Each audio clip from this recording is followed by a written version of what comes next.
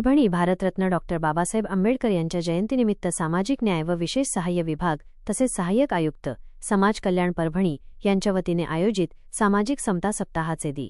8 April रोजी जिल्हाधिकारी कार्यालय येथे मान्यवरांच्या उपस्थितीत उद्घाटन करण्यात आले. यावेळी पत्रकार परिषदेचेही आयोजन करण्यात आले होते. हा सप्ताह 8 एप्रिल ते 14 एप्रिल 2026 या कालावधीत आयोजित करण्यात आला आहे. जिल्हा समाज कल्याण कार्यालयाच्या वतीने आयोजित या सामाजिक समता सप्ताहाअंतर्गत जिल्ह्यात विविध सामाजिक व प्रबोधनात्मक कार्यक्रमांचे उत्साहात आयोजन करण्यात येत आहे. शिवाजी महाविद्यालयात सोहळा सप्ताहाच्या अंतर्गत एप्रिल 12 रोजी येथील शिवाजी महाविद्यालयाच्या सभागृहात विशेष कार्यक्रम संपन्न झाला. मान्यवरांच्या हस्ते महापुरुषांच्या प्रतिमांना पुष्पहार अर्पण करून अभिवादन करण्यात आले. यावेळी क्रांतीचा साक्षीदार हे एकपात्री नाटक सादर करण्यात आले.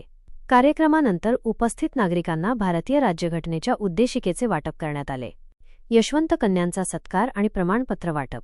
या सोहळ्याचे खास आकर्षण म्हणजे शासकीय वसतिगृहातील ज्या मुलींनी सरळ सेवा भरतीमध्ये यश संपादन केले त्यांचा मान्यवरांच्या हस्ते गौरव करण्यात आला. ग्रामीण भागातील मुलींनी मिळवलेल्या या यशाचे सर्वत्र कौतुक होत आहे.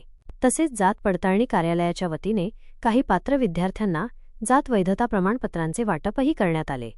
रक्तदान शिबिरातून सामाजिक बांधिलकी. दिनांक एप्रिल 13 रोजी जिल्हा सामान्य रुग्णालयातील रक्तपेढीमध्ये डॉ. बाबासाहेब आंबेडकर यांच्या प्रतिमेचे पूजन करून रक्तदान शिबिराचा शुभारंभ करण्यात आला. या शिबिरात समाज कल्याण कार्यालयातील कर्मचाऱ्यांनी उत्स्फूर्तपणे रक्तदान करून सामाजिक बांधिलकी जपली. वृद्धाश्रमात मार्गदर्शन आणि स्नेहभोज. दुपारच्या सत्रात स्नेह महिला व वृद्धाश्रम येथे विशेष कार्यक्रमाचे आयोजन करण्यात आले होते.